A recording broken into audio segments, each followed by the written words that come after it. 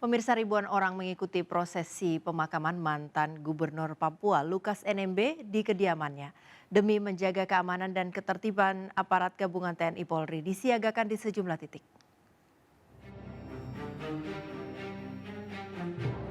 Pasca aksi anarkis massa saat mengantar jenazah mantan Gubernur Papua Lukas NMB di Bandara Sentani, Jayapura. Tadi pagi waktu Indonesia Timur, proses pemakaman Lukas NMB berlangsung aman dan lancar. Lukas NMB dimakamkan di kediamannya di Koya Tengah, Distrik Muara Tami, Kota Jayapura. Sekitar 1.500 orang menghadiri prosesi doa bersama di kediaman Lukas NMB. Walaupun hujan mengguyur daerah Koya, namun tidak menyuruti simpatisan dan keluarga Lukas NMB melakukan acara penghormatan terakhir. Untuk mengantisipasi kerusuhan terulang, ratusan aparat TNI Polri disiagakan di beberapa titik. Prosesi kematian kan sudah berakhir.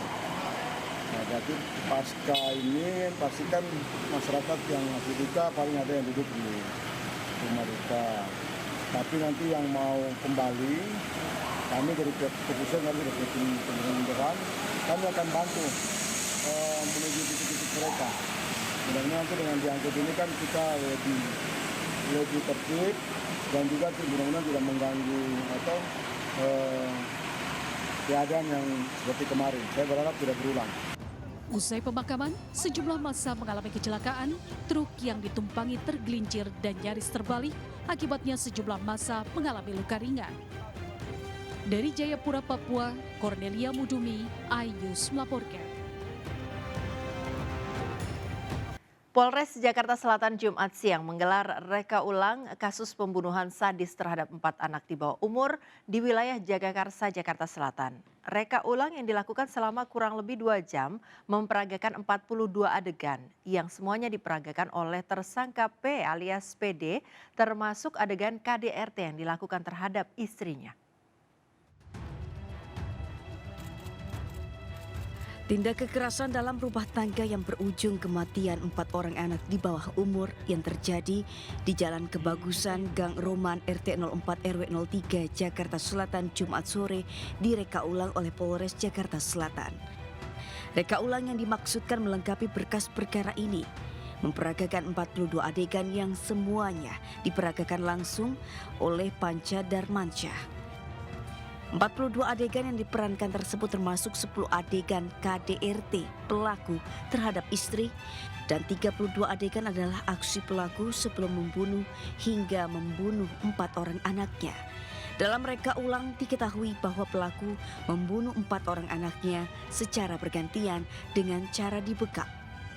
Sebagaimana yang rekan-rekan juga ikut saksikan bahwa penyidik Polres Metro Jakarta Selatan melaksanakan 42 adegan rekonstruksi, di mana tujuan dari rekonstruksi ini sendiri untuk memberikan gambaran yang jelas terhadap. Selain adegan kekerasan kepada istri dan pembunuhan terhadap 4 anaknya, Panca Darmansyah juga memperagakan adegan dirinya menuliskan beberapa pesan dan curhatan hatinya di dalam sebuah laptop pribadi pelaku. Dari Jakarta, tim liputan iNews melaporkan. Pemirsa, aksi pungutan liar oknum preman yang meresahkan di lokasi wisata Pantai Padang viral setelah diunggah di sejumlah media sosial. Polisi bergerak cepat dengan mengamankan pelaku agar wisatawan tidak terganggu.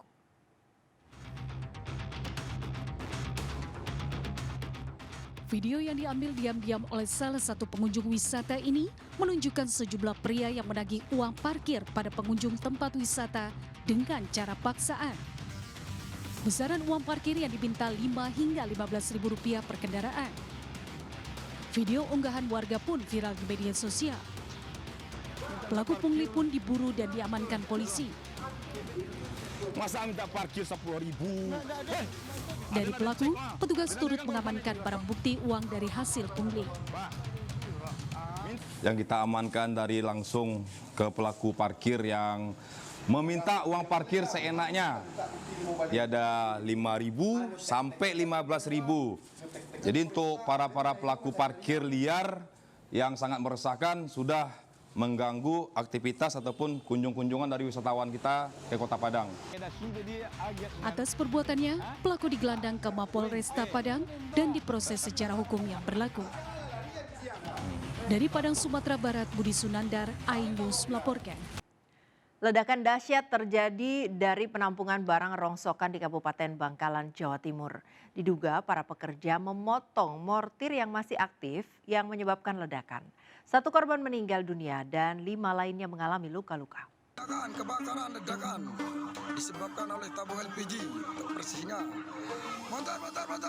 Ledakan dahsyat disertai asap hitam pekat terjadi di Desa Banyu Aju, Kecamatan Kamal, Kabupaten Bangkalan sekitar 300 meter dari Pelabuhan Kamal.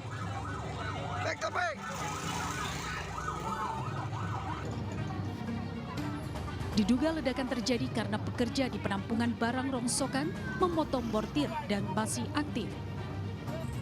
Akibat ledakan, 6 warga yang menjadi korban dalam kejadian ini, 1 orang meninggal dunia, 2 orang luka berat, sementara 3 lainnya luka ringan. Saat ini Polres Bangkalan memeriksa 7 terduga pelaku. Sekarang kita amankan 7 orang. 7 orang yang menyelam, 4 orang, terus yang membeli, terus yang memotong. Korbannya berapa? Ada korban. Korban 6 orang, 1 orang meninggal dunia. Selain menimbulkan korban, 5 rumah warga mengalami kerusakan, bahkan 1 diantaranya roboh rata dengan tanah. Dari Bangkalan, Madura, Taufik Syahrawi, iNews melaporkan. Kebakaran hebat melanda permukiman padat penduduk di kawasan Jalan Jelambar Utama 4, Kecamatan Grogol, Petamburan, Jakarta Barat. Akibatnya 15 rumah warga dan 20 kamar rumah kontrakan warga hangus terbakar.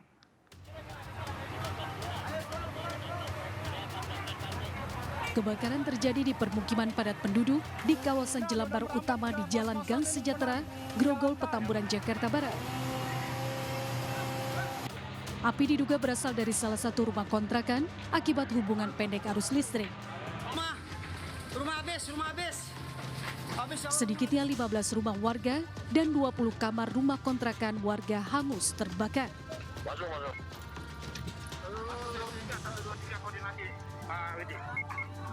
Kejadiannya Pak awalnya Pak? Saya lagi Jumatan sih tadi Pak. Oh terus? Pulang ya apinya udah besar Pak. Jadi ya begini udah keadaannya Pak. Oh rumah Bapak kena juga berarti Pak? Ini ya kena, ini rumah saya yang Habis Pak? habis total Pak. Surat-surat apa semua. Pak ini total ada berapa rumah Pak yang kena Pak? Ada 10. 1 jam kemudian api berhasil dipadamkan setelah 23 unit mobil pemadam kebakaran Jakarta Barat diterjunkan ke lokasi. Meski tak ada korban jiwa dan luka, namun akibat kebakaran, warga mengalami kerugian materi berkisar ratusan juta rupiah. Dari Jakarta, Miftahul Gani, iNews melaporkan. Petugas pemadam kebakaran mengevakuasi seekor ular piton sepanjang 3 meter dari bawah atap rumah warga di Palangkaraya, Kalimantan Tengah.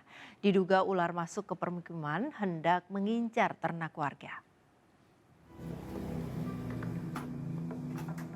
Dengan menggunakan alat penjepit dan sarung tangan, tim rescue damkar mengevakuasi seekor ular piton dari bawah atap rumah warga di Jalan Jilikriwut, kilometer 9 Palangkaraya, Kalimantan Tengah.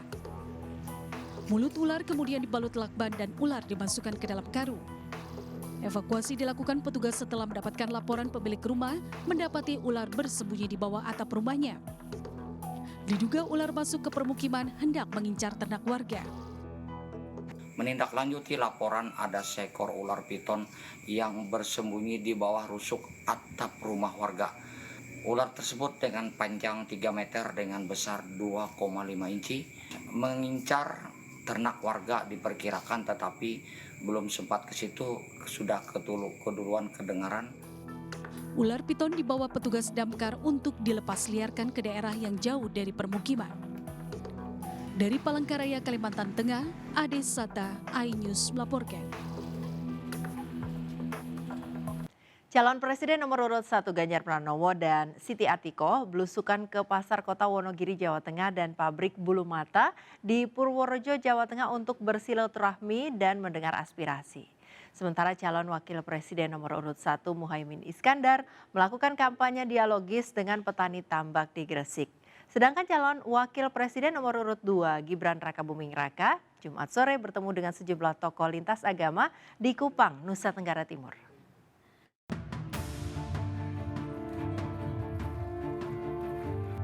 Istri calon presiden nomor urut 3 Ganjar Pranowo, Siti Atiko Supriyanti, berkunjung ke Purworejo, Jawa Tengah, tepatnya di pabrik bulu mata di Desa Winong, Kecamatan Gebang.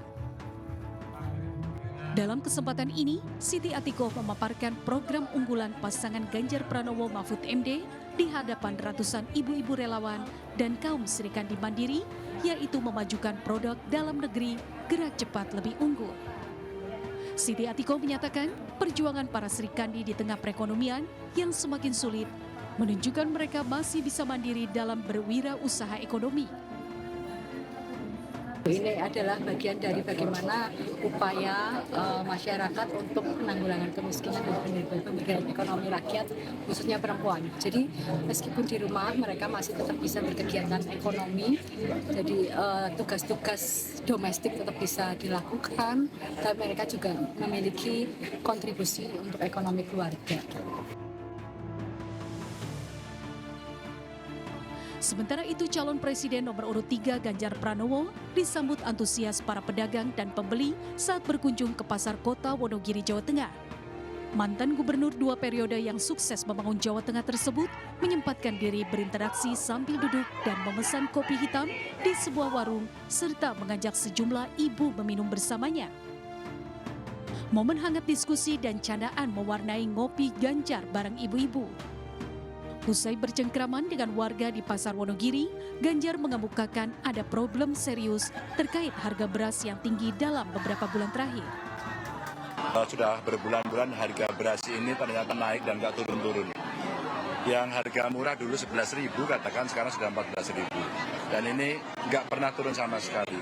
Artinya memang ada problem yang serius. Dari Purworejo dan Wonogiri, Jawa Tengah, Tim Liputan iNews melaporkan.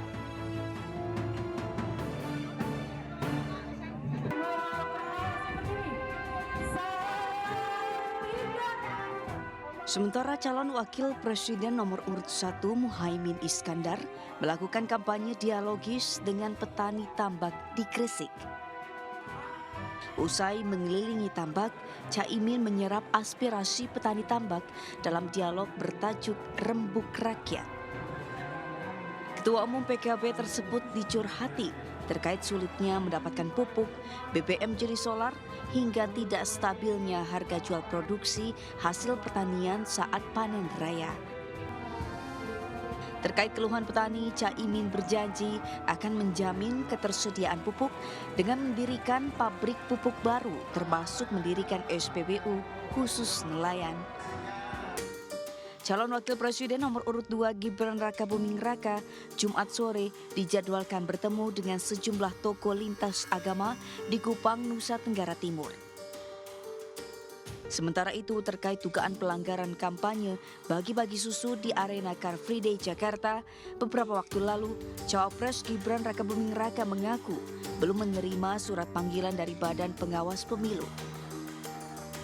Gibran juga mengatakan segera menindaklanjuti jika surat pemanggilan Bawaslu sudah diterima. Ribuan surat suara untuk DPRD Provinsi Banten ditemukan rusak saat proses sortir dan pelipatan surat suara. Pihak KPU Banten sudah melakukan pendataan dan akan mengembalikan surat suara tersebut ke pihak percetakan agar segera bisa diganti. Sementara di Jembrana, Bali, sejumlah warga mengalami kesulitan dalam melipat surat suara saat digelarnya simulasi pencoblosan suara. Komisi Pemilihan Umum Daerah di Provinsi Banten menemukan sebanyak 3.593 ribuan lembar surat suara yang mengalami kerusakan saat melakukan proses sortir dan pelipatan surat suara untuk DPRD Provinsi Banten. Surat suara yang rusak terdiri dari 1.223 lembar untuk Dapil Banten II yang meliputi Kabupaten dan Kota Serang serta Kota Cilegon.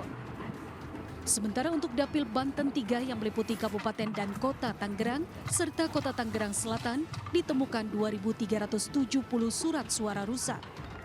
Kerusakan yang ditemukan diantaranya surat suara yang buram, sobek, dan berlubang. Itu yang masuk kategori rusak ya, dan itu sudah dilakukan proses untuk disampaikan kepada penyedia agar dilakukan pergantian. Ada yang robek ya, termasuk juga ada kena tinta, nomor partai dan calonnya, dan saya kira itu masuk kriteria yang tidak bisa digunakan ya sesuai dengan KPT KPU 1395. Ribuan surat suara yang rusak rencananya akan segera dikembalikan ke pihak penyedia untuk melakukan pergantian dengan surat suara baru. Sementara di Jemberana, Bali, sejumlah pemilih kesulitan dalam melipat surat suara sehingga menambah durasi waktu pemilih berada di bilik suara. Kondisi ini terjadi saat digelarnya simulasi pencoblosan untuk dilaksanakan KPU Jemberana di TPS 01 Desa Batu Agung, Jemberana, Bali pada Selasa pagi. Kesulitan melipat surat suara ini tidak saja dialami oleh para lansia, tetapi juga dialami oleh para pemilih pemula. Alasannya apa? Belum bisa aja. Untuk apanya nggak bisa? Nyoblosnya, Nah. ya belum bisa soalnya. Selain Kan itu, baru pertama kali nyoblos. kesulitan yang ditemukan lagi jadi apa? Lipatannya juga, lipatannya juga susah. Semua kendala dalam simulasi akan dijadikan bahan evaluasi bagi KPU Jemberana guna mendapatkan solusi di saat hari H pencoblosan. Yang pertama kan kita catat dulu dalam evaluasi. Ini banyak kesalahan-kesalahan yang kita catat, yang perlu kita evaluasi. Kemudian terkait pemilih yang tidak bisa melipat, seharusnya petugas KPPS nomor 6 itu akan membantu proses pelipatannya. Tetapi bukan dalam artian sebelum mencoblos, setelah dia proses mencoblos. Tim Liputan iNews melaporkan. Jelang pemilu 2024, Nahdlatul Watan Diniyah Islamiyah atau NWDI menggelar konsolidasi yang diikuti seluruh pengurus dan kader se-Nusa Tenggara Barat di Kota Mataram. Seluruh kader dan pengurus juga harus memastikan diri terdaftar di DPT dan mengikuti pemilu dengan datang ke TPS.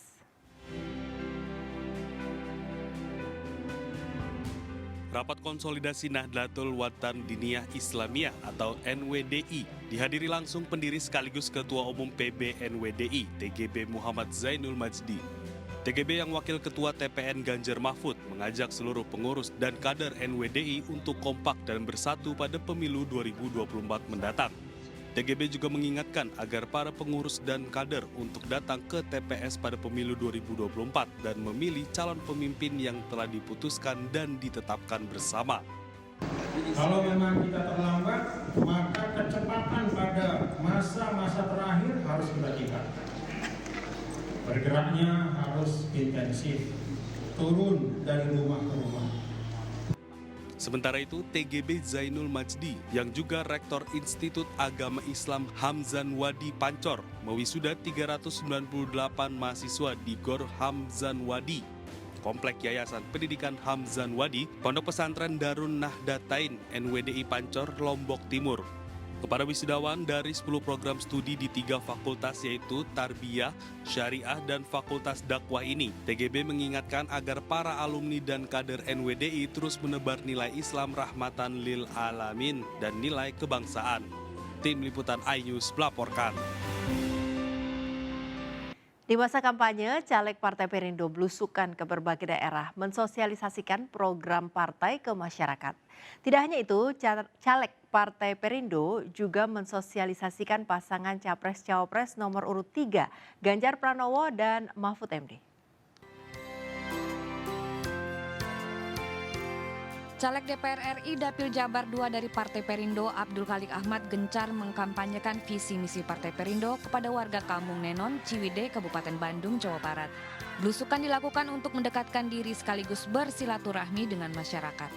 Visi misi ini adalah Partai Perindo ingin membantu meringankan beban hidup masyarakat dengan membuat satu lapangan kerja baru, kemudian ingin ikut mendorong usaha-usaha produktif di bidang UMKM, dan kemudian juga kami mendorong supaya masyarakat juga bergotong royong, termasuk juga dalam membentuk koperasi. Usai belusukan di Ciwidey, Abdul Khalik Ahmad yang juga Ketua DPP Partai Perindo Bidang Keagamaan melanjutkan kampanye dengan menyapa warga kampung Sindang Sari, Desa Sukawening, Kecamatan Pasir Jambu, Kabupaten Bandung. Silaturahmi ini bertujuan mendekatkan diri ke masyarakat dan mensosialisasikan pasangan calon presiden nomor urut 03, Ganjar Pranowo dan Mahfud MD. Dari Kabupaten Bandung, Jawa Barat, Erik Fahrizal, iNews melaporkan. Liburan panjang dengan menikmati olahraga arung jeram di Sungai Citarum yang memiliki air deras. Tantangan yang penuh adrenalin, berlomba menuju kemenangan.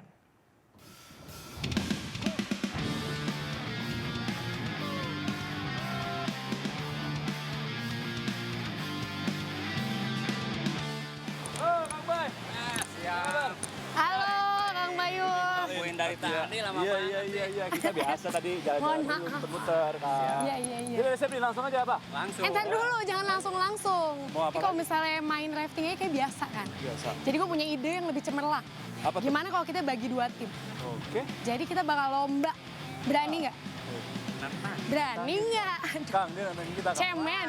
Lu nantangin Girl power. gue, terus nantangin Akamsi, lu salah lu. Kita lihat aja. Kang, kita kasih ntar Kang ya. Siap semuanya? Langsung aja. Travel Edik, Tanpa batas. Ayo Kang.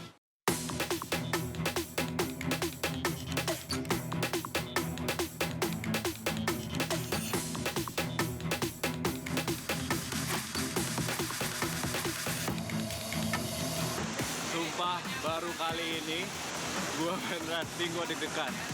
Lu lihat aja sendiri tuh depan arusnya kayak gimana. Ready kan perjalanan kita mulai. Travel Edik tanpa batas. Oke, dayung semua.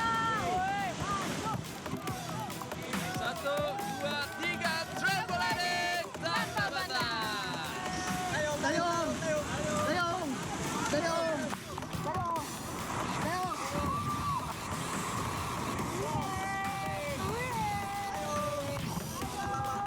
Sementara ini kita masih memimpin. Saudara-saudara, semangat semuanya.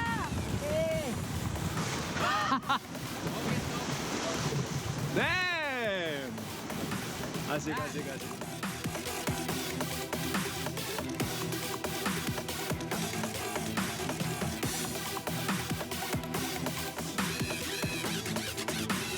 Ayo kawan-kawan, kita kayu yang kencang. Jangan mau kalah dengan lawan.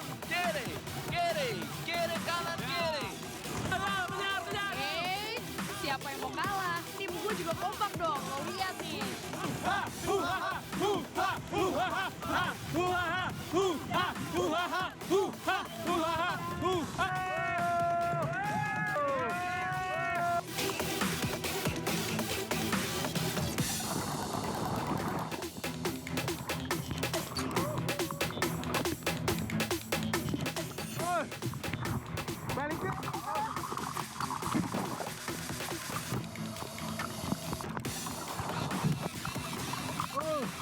Tadi gue jatuh, gue sempat ketiban sama perahu. Kepala gue sakit. Terus pas gue berusaha berenang naik. Makanya hati-hati. Ngaku kalah aja lah. Eits, nanti dulu. Perjalanan masih jauh nih Atia. Bakalan gue susul lau.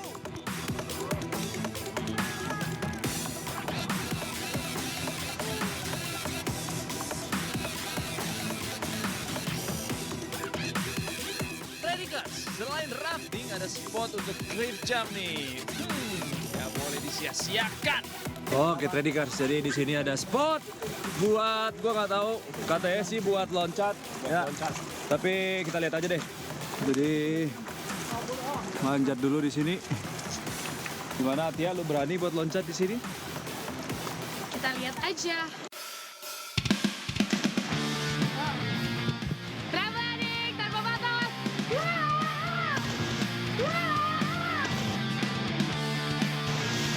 Travel Edik tanpa batas. Woohoo!